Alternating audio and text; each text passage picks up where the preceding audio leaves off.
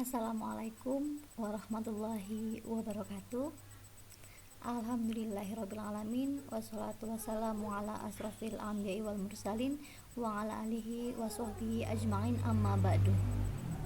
Kita awali pembelajaran hari ini dengan membaca basmalah bersama.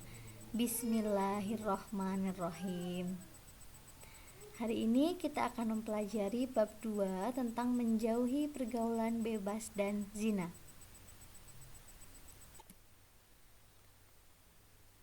Oke, silahkan.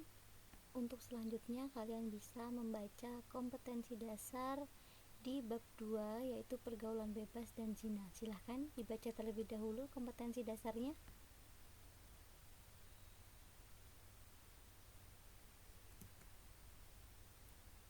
Setelah itu silahkan dibaca tujuan pembelajaran pada hari ini.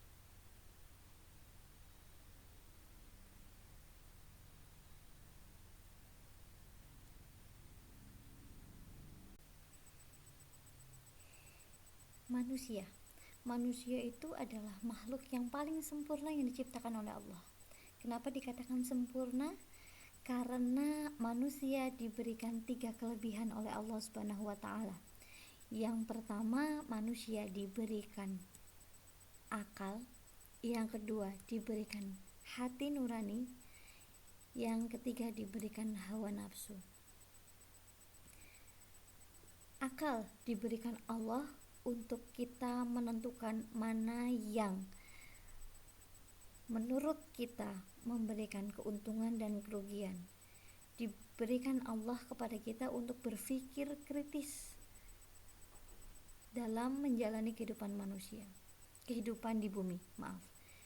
Dan hati yang diberikan oleh Allah itu sebagai alat kita untuk menentukan mana yang benar dan mana yang salah, karena pada hakikatnya hati nurani manusia itu selalu mengatakan, selalu menginginkan ketentraman dan kedamaian yang bisa didapatkan ketika manusia itu menjalankan perintah Allah dan menjauhi larangan Allah. Ini berhubungan dengan fitrah manusia, anak-anakku, bahwa fitrah manusia itu suci dan tidak ternoda. Nah, ini dia, posisinya ada di hati. Dan yang ketiga, diberikan nafsu atau rasa ingin. Sehingga manusia, karena memiliki 3 hal ini, manusia dijadikan sama Allah sebagai pemimpin di muka bumi ini. Sehingga kita memiliki tanggung jawab yang besar hidup di muka bumi ini, memiliki tanggung jawab untuk selalu hidup di muka bumi sesuai dengan aturan Allah Subhanahu wa Ta'ala. Tapi pada fenomena sekarang, ketika kita melihat remaja terutamanya, kita ambil contoh di remaja pada saat ini, mereka terkadang suka lupa diri, lupa akan fitrah manusia yang bersih, suci, dan tidak ternoda. Kenapa mereka lupa? Karena mereka selalu mengedepankan nafsu atau rasa inginnya, sehingga dalam pergaulan mereka suka lupa akan adanya aturan. Mereka suka lupa bahwa pergaulan itu harus ada batasannya agar nafsu kita itu terkontrol dengan baik. Mengapa demikian? Karena pergaulan adalah salah satu faktor yang membentuk kepribadian manusia. Ketika pergaulan kita itu pergaulan yang positif, maka kepribadian kita pun akan positif. Sebaliknya, ketika pergaulan yang kita lakukan adalah negatif, maka kepribadian kita pun akan negatif. Nah, di sini kita dituntut untuk memilih, untuk menggunakan akal kita untuk memilih manakah pergaulan yang akan saya lakukan, pergaulan yang negatif atau positif. Dan tentunya hati kita akan bicara pergaulan yang positif. Nah, seperti itu. Ini fitrah manusia sesungguhnya. Dan hari ini Ibu akan membahas tentang pergaulan bebas dan zina yang harus kita jauhi. Pengertian pergaulan bebas dan zina. Pergaulan bebas. Kalau dari kata pergaulan itu adalah interaksi antara manusia yang satu dengan manusia yang lainnya. Sedangkan pergaulan bebas berarti sifatnya bebas, tidak ada sekat, tidak ada aturan. Tidak ada aturan agama maupun susila di situ, bebas. Sehingga bisa kita simpulkan bahwa pergaulan bebas adalah sebuah proses interaksi antara manusia yang satu dengan manusia yang lain, baik yang sesama jenis maupun lawan jenis, yang dilakukan tanpa adanya sekat ataupun batasan, ataupun tanpa adanya norma agama, aturan agama, ataupun susila. Nah, ini yang bahaya. Pergaulan bebas bisa kita kategorikan sebagai pergaulan yang negatif yang nantinya akan membuat kepribadian kita menjadi negatif. Salah satu akibat dari pergaulan bebas adalah perbuatan zina. Karena tidak ada sekat pembatas interaksi antara manusia yang satu dengan manusia yang lain sehingga bisa menjerumuskan kita ke perbuatan zina. Apa sih itu zina? Zina adalah berasal dari kata zana yazni yang artinya persetubuhan atau hubungan badan antara perempuan dan juga laki-laki yang sudah muhalaf atau sudah balik, tapi dilakukan tanpa adanya ikatan pernikahan yang sah. Itulah zina.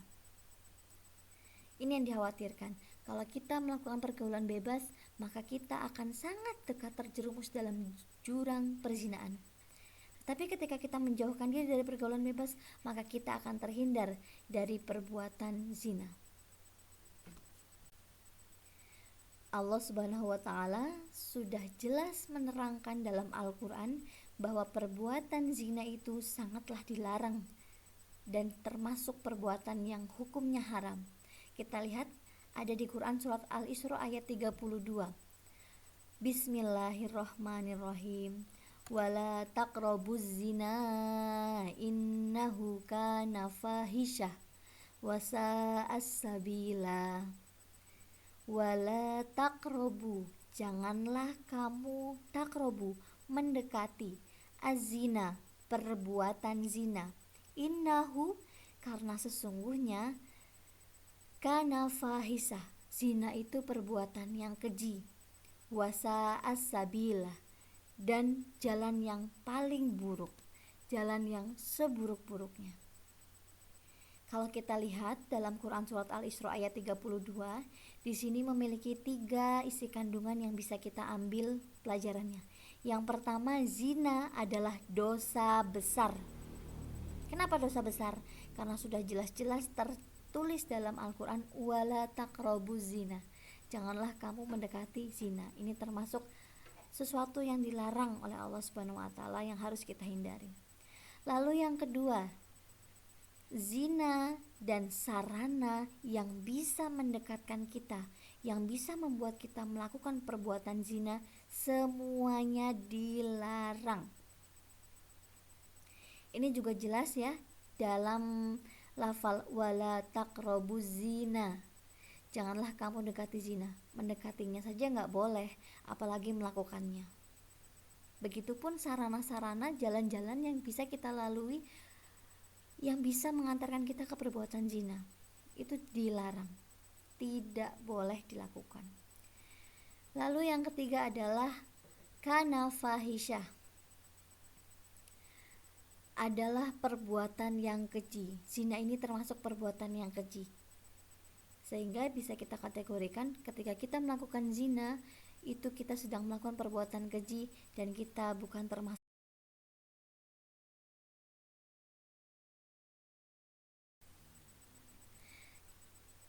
Perbuatan zina adalah perbuatan yang keji. Ini sesuai dengan hadis Rasulullah SAW yang pernah bersabda bahwa seorang beriman itu bukanlah orang yang suka mencaci, suka melaknat atau mencela, suka berperilaku keji dan berkata kasar. Orang-orang yang seperti itu bukan orang yang beriman. Berarti ketika kita melakukan perbuatan zina yang termasuk perbuatan keji, kita termasuk bukan orang yang beriman. Dan selanjutnya adalah perbuatan zina itu termasuk jalan yang seburuk-buruknya. Ini jalan yang paling buruk bisa kita lihat dari segi akidah, segi ibadah maupun muamalah. Contoh simpelnya seperti ini anak-anakku.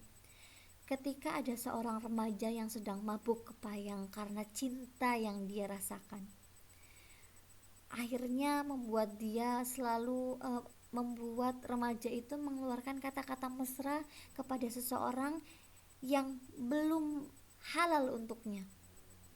Nah, disitulah itu sudah termasuk dalam sarana mendekati perbuatan zina.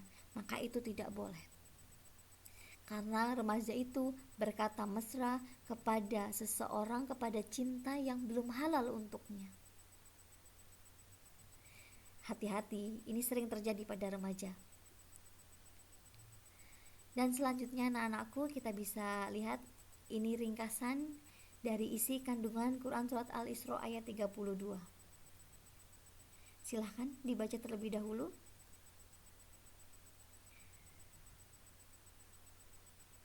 Selanjutnya kita bahas hukum zina dan dalilnya. Tadi sudah Ibu jelaskan, zina hukumnya haram,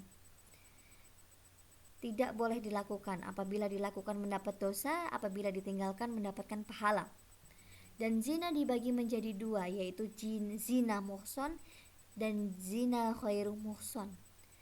Apa itu zina muhson? Zina muhson adalah pezina yang sudah balik, berakal, merdeka, tetapi sudah pernah menikah atau masih dalam ikatan pernikahan, atau biasa kita sebut dengan selingkuh atau pelakor dan lain sebagainya.